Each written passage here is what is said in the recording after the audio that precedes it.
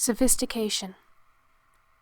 It was early evening of a day in the late fall, and the Winesburg County Fair had brought crowds of country people into town.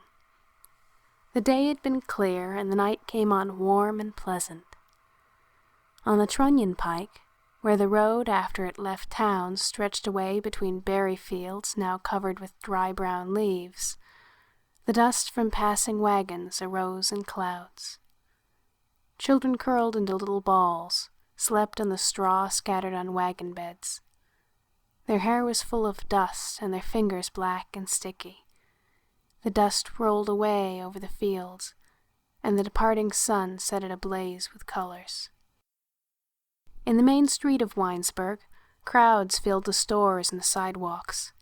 Night came on, horses whinnied, the clerks in the stores ran madly about, children became lost and cried lustily, and American town worked terribly at the task of amusing itself. Pushing his way through the crowds in Main Street, young George Willard concealed himself in the stairway leading to Dr. Reefy's office and looked at the people. With feverish eyes, he watched the faces drifting past under the store lights. Thoughts kept coming into his head, and he did not want to think. He stamped impatiently on the wooden steps and looked sharply about. "Well, is she going to stay with him all day? Have I done all this waiting for nothing?" he muttered. George Willard, the Ohio village boy, was fast growing into manhood, and new thoughts had been coming into his mind. All that day, amid the jam of the people at the fair, he had gone about feeling lonely. He was about to leave Winesburg, to go away to some city where he hoped to get work on a city newspaper, and he felt grown up. The mood that had taken possession of him was a thing known to men and unknown to boys. He felt old and a little tired. Memories awoke in him. To his mind, his new sense of maturity set him apart, made of him a half-tragic figure. He wanted someone to understand the feeling that had taken possession of him after his mother's death. There is a time in the life of every boy when he for the first time takes the backward view of life. Perhaps that is the moment when he crosses the line into manhood. The boy is walking through the street of his town. He is thinking of the future and of the figure he will cut in the world. Ambitions and regrets awake within him. Suddenly something happens. He stops under a tree and waits as for a voice calling his name. Ghosts of old things creep into his consciousness. The voices outside of himself whisper a message concerning the limitations of life. From being quite sure of himself and his future, he becomes not at all sure.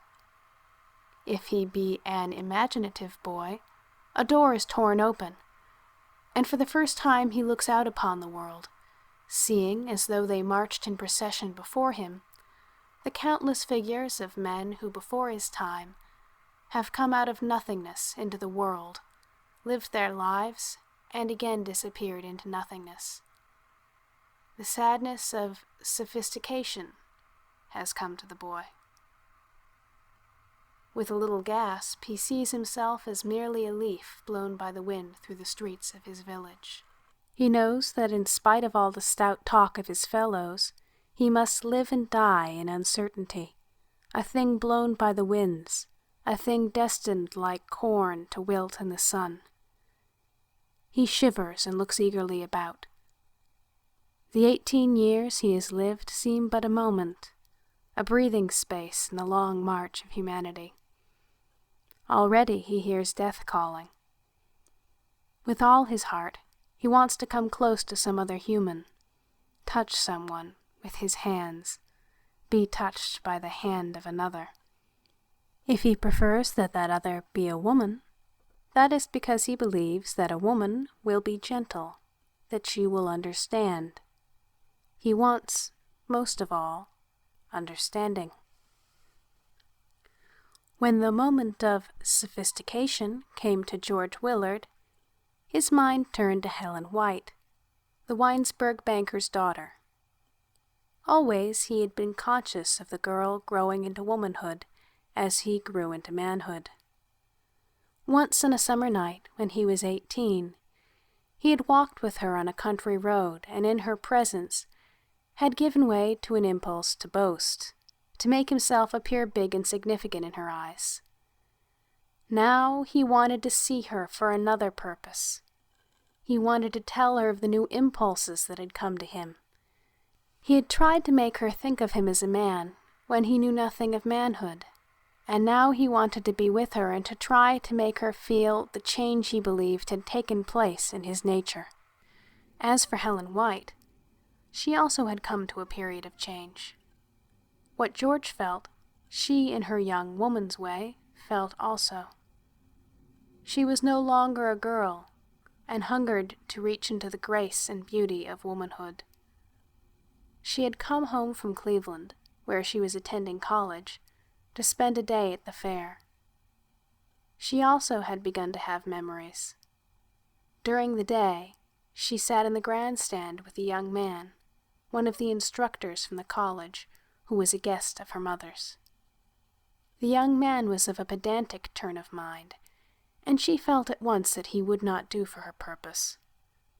At the fair, she was glad to be seen in his company, as he was well dressed and a stranger. She knew that the fact of his presence would create an impression. During the day, she was happy, but when night came on, she began to grow restless. She wanted to drive the instructor away, to get out of his presence.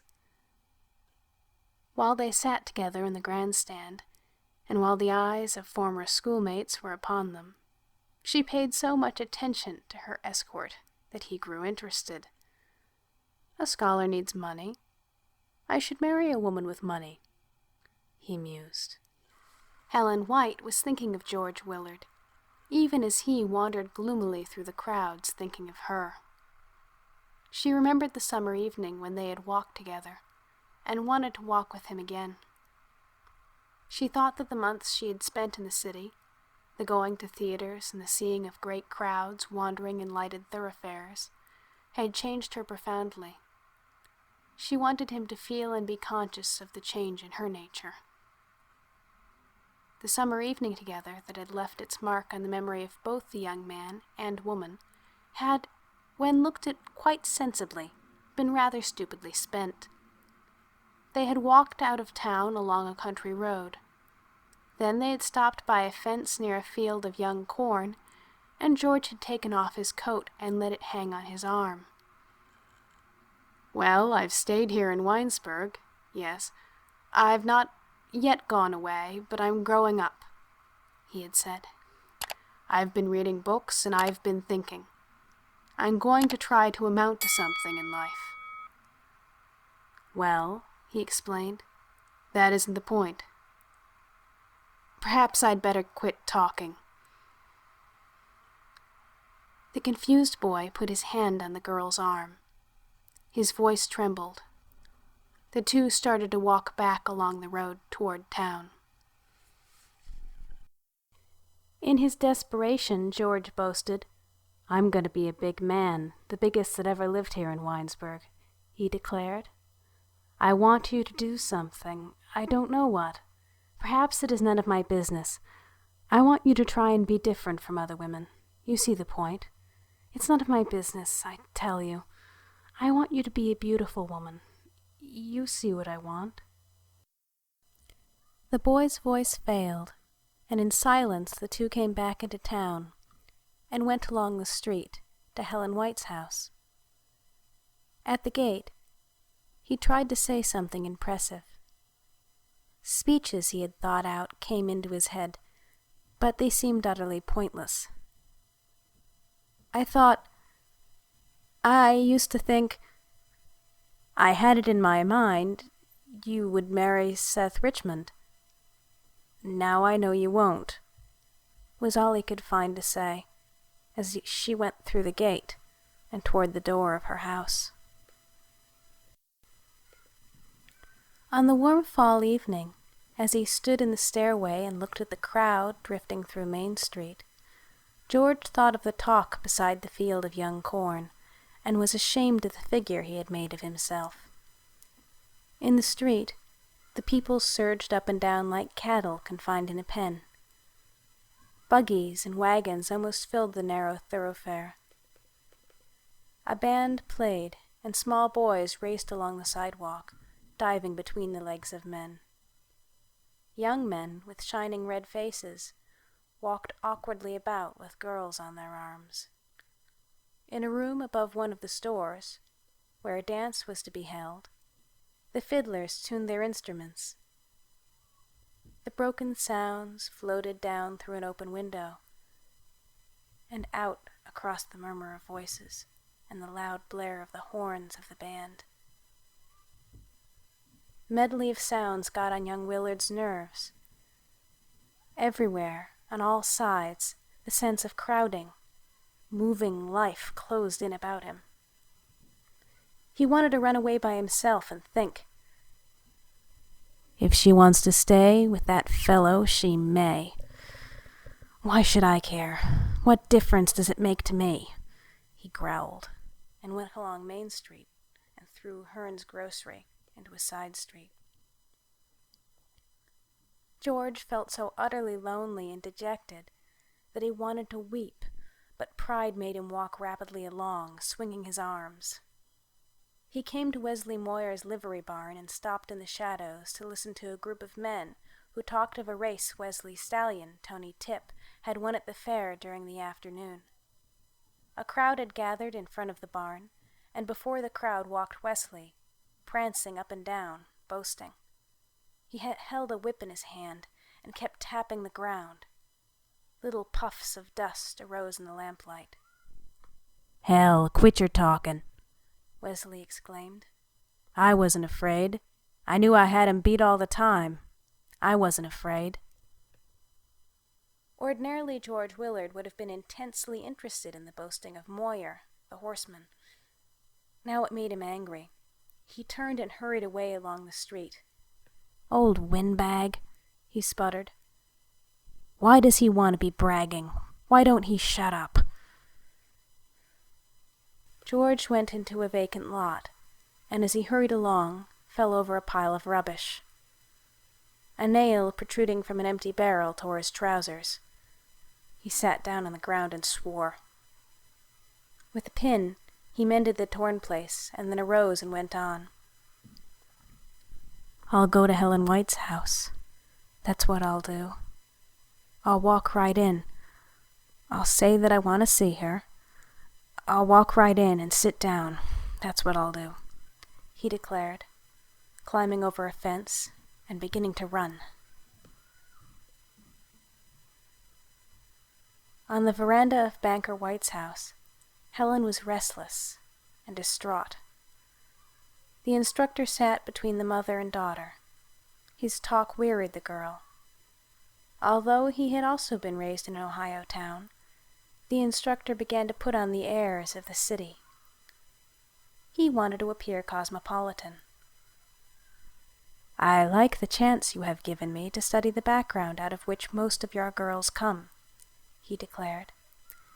"It was good of you, Mrs. White, to have me down for the day." He turned to Helen and laughed. "Your life is still bound up with the life of this town?" he asked. "There are people here in whom you are interested?" To the girl, his voice sounded pompous and heavy. Helen arose and went into the house. At the door leading to a garden at the back, she stopped and stood listening. Her mother began to talk. "There is no one here fit to associate with a girl of Helen's breeding," she said. Helen ran down a flight of stairs at the back of the house and into the garden. In the darkness she stopped and stood trembling. It seemed to her that the world was full of meaningless people, saying words. Afire with eagerness, she ran through a garden gate, and turning a corner by the baker's barn, went into a little side street. "George? Where are you, George?" she cried, filled with nervous excitement. She stopped running and leaned against a tree to laugh hysterically. Along the dark little street came George Willard, still saying words. "I'm going to walk right into her house. I'll go right in and sit down," he declared as he came up to her. He stopped and stared stupidly. "Come on," he said, and took hold of her hand. With hanging heads they walked away along the street under the trees. Dry leaves rustled underfoot. Now that he had found her, George wondered what he had better do and say.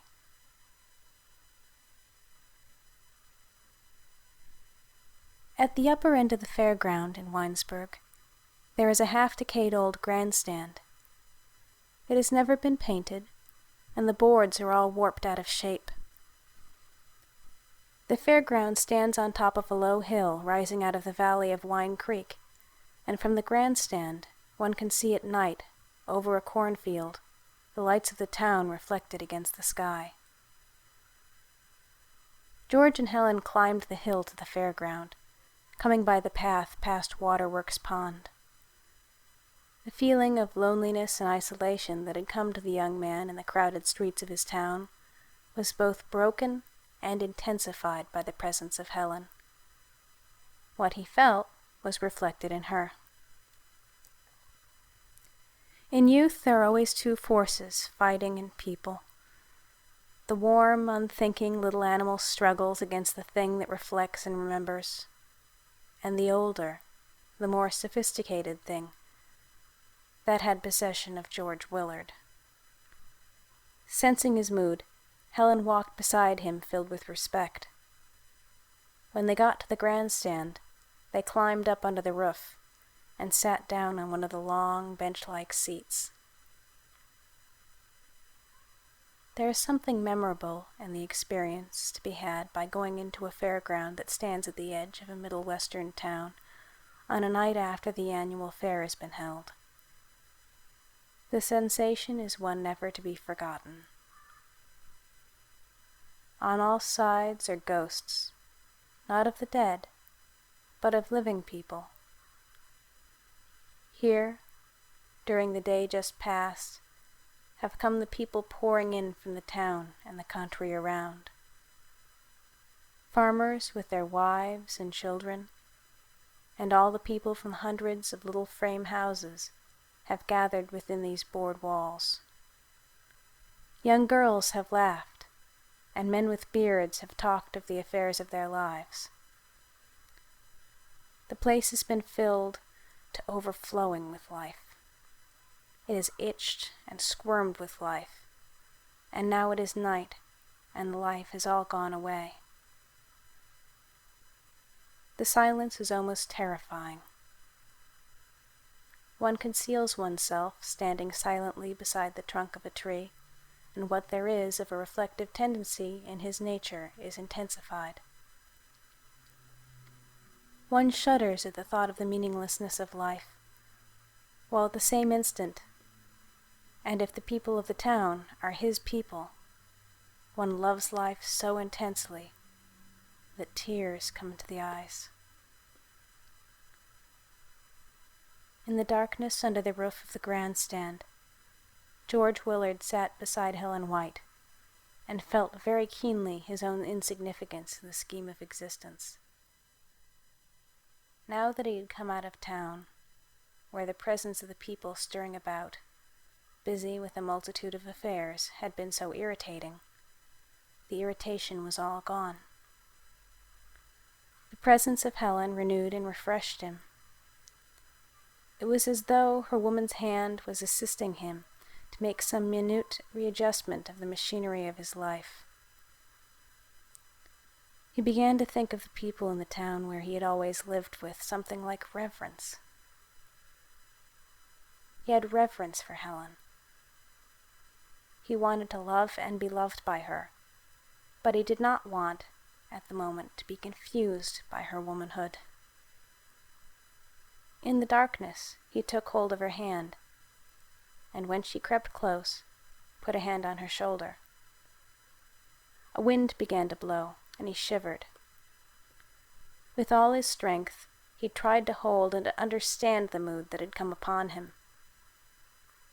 In that high place in the darkness, the two oddly sensitive human atoms held each other tightly and waited. In the mind of each was the same thought. I have come to this lonely place, and there is this other, was the substance of the thing felt. In Winesburg, the crowded day had run itself out into the long night of the late fall. Farm horses jogged away along lonely country roads, pulling their portion of weary people. Clerks began to bring samples of goods in off the sidewalks and lock the doors of stores. In the opera house, a crowd had gathered to see a show, and further down Main Street, the fiddlers, their instruments tuned, sweated and worked to keep the feet of youth flying over a dance floor. In the darkness in the grandstand, Helen White and George Willard remained silent. Now and then the spell that held them was broken as they turned and tried in the dim light to see into each other's eyes. They kissed, but that impulse did not last. At the upper end of the fairground, a half-dozen men worked over horses that had raced during the afternoon. The men had built a fire and were heating kettles of water. Only their legs could be seen as they passed back and forth in the light. When the wind blew, the little flames of the fire danced crazily about. George and Helen arose and walked away into the darkness. They went along a path past a field of corn that had not yet been cut. The wind whispered among the dry corn blades. For a moment, during the walk back into town, the spell that held them was broken. When they had come to the crest of Waterworks Hill, they stopped by a tree, and George again put his hands on the girl's shoulders. She embraced him eagerly, and again they drew quickly back from that impulse. They stopped kissing and stood a little apart. Mutual respect grew big in them. They were both embarrassed, and to relieve their embarrassment, dropped into the animalism of youth. They laughed and began to pull and haul at each other. In some way chastened and purified by the mood they had been in, they became not man and woman, not boy and girl, but excited little animals. It was so they went down the hill. In the darkness they played like two splendid young things in a young world. Once, running swiftly forward, Helen tripped George and he fell. He squirmed and shouted. Shaking with laughter, he rolled down the hill. Helen ran after him. For just a moment, she stopped in the darkness. There was no way of knowing what woman's thoughts went through her mind, but when the bottom of the hill was reached and she came up to the boy, she took his arm and walked beside him in dignified silence. For some reason they could not have explained, they had both got from their silent evening together the thing needed. Man or boy, woman or girl, they had for a moment taken hold of the thing that makes the mature life of men and women in the modern world possible.